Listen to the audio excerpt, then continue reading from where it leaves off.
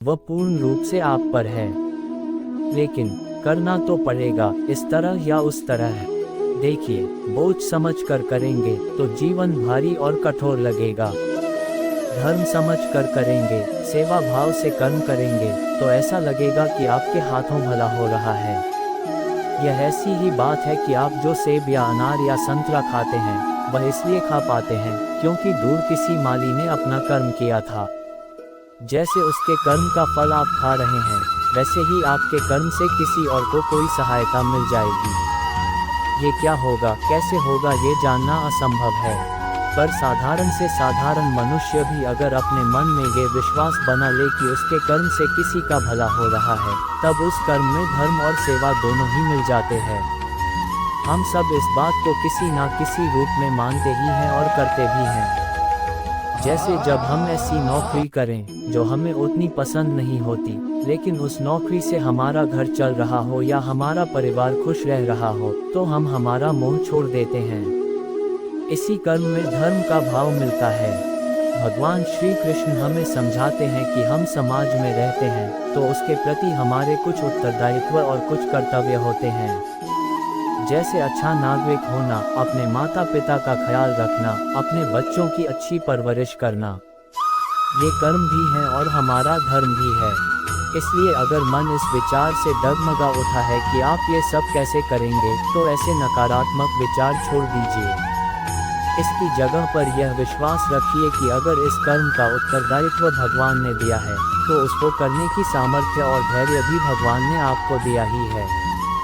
जब भी आप दुखी होते हो तो उसकी सिर्फ एक वजह है, जैसा आप चाहते हो वैसा नहीं होता, यानी कि यह जिंदगी आपके हिसाब से नहीं चल रही। तो अब मैं जो लिखने वाला हूँ उसको से ध्यान पढ़ना। क्या जिंदगी ने ठेका लिया है आपकी सारी ख्वाहिशें पूरी करने का? क्या जिंदगी ने आपके साथ कोई एग्रीमेंट साइन किया था कि वो सिर्फ और सिर्फ आपके हिसाब से ही चलेगी? अरे मेरे भाई, चाहते आपकी है, ख्वाहिशें आपकी है, तो अगर उसको पूरा करना है उसकी जिम्मेदारी भी आपकी है। अरे जिंदगी को कोई फर्क नहीं पड़ता कि आप चाहे जियो या मारो, लेकिन अगर आप जीना चाहते हो तो अपनी जिंदगी को दोष देना बंद करो और खुद को इस लायक बनाओ कि जो भी आप चाहते हो वो खुद चल करके आपके पास में आए। अपने दिमाग को पे फोकस करो, पर नहीं बैठे बैठे बस रोते मत रहो कि मुझे ये नहीं मिला, मुझे वो नहीं मिला, मुझे ये चाहिए, मुझे वो चाहिए। अरे भाई, अगर रोना आ भी रहा है तो रो लो, मन को हल्का कर लो, लेकिन उसके बाद अपने अंदर पूरी एनर्जी से बोलो, बस अब बहुत हुआ, अब मुझे आगे बढ़ना है। अभी तो मैंने ठीक से जिंदगी की शुरुआत भी नहीं करी है, अभी तो आगे पता नहीं क्या क्या करना है।